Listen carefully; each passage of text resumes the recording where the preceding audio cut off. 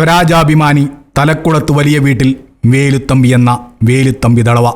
സ്വാഭിമാനത്തിൻ്റെ പ്രകാശം ദിക്കത്രയും ചൊരിഞ്ഞ് പകലാകെ എരിഞ്ഞു കത്തിയ സൂര്യൻ.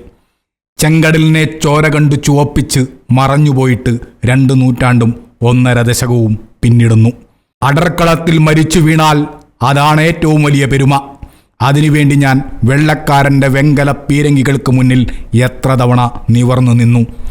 എന്നിട്ടും ആ മെക്കാളെ എന്നെ കൊന്നില്ല. അവൻ എൻ്റെ പ്രേതമല്ല വേണ്ടത്, ജീവനോടെ പിടിക്കണമത്രേ. എന്നിട്ട് എന്തിനി? പരസ്യമായി അപമാനിച്ച് ചിത്രവധം ചെയ്ത് പകവീട്ടാനുള്ള ദുർമോഹമാണ് ആ കാപ്പിരിക്ക്. ആത്മാവ് തോക്കുന്നതല്ലെന്ന് അവനറിയില്ല. നിത്യസ്വതന്ത്രനായ ആത്മാവ് അനീതിക്കെതിരെ പിന്നെയും പോരാടും.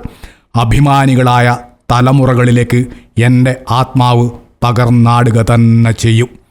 മണ്ണടിക്കാവിലെ ചാമുണ്ടേശ്വരിക്ക് മുന്നിൽ ജീവരക്തം തർപ്പണം ചെയ്ത ധീരദേശാഭിമാനി വേലുത്തമ്പി അഭ്രപാളിയിൽ 1/2 നൂറ്റാണ്ട് മുമ്പ് പുനർജനിച്ചപ്പോൾ ജ്വലിച്ചുയർന്ന ആ വാക്കുകൾക്കിന്നും ചോരയുടെ ചൂടുണ്ട്.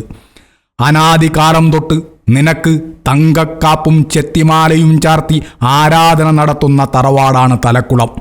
ആ തറവാട്ടിലെ കരുത്താർന്ന ആൺപിറവി നിനക്കിതാ അവൻ്റെ കുടൽമാല ചാർത്തുന്നു.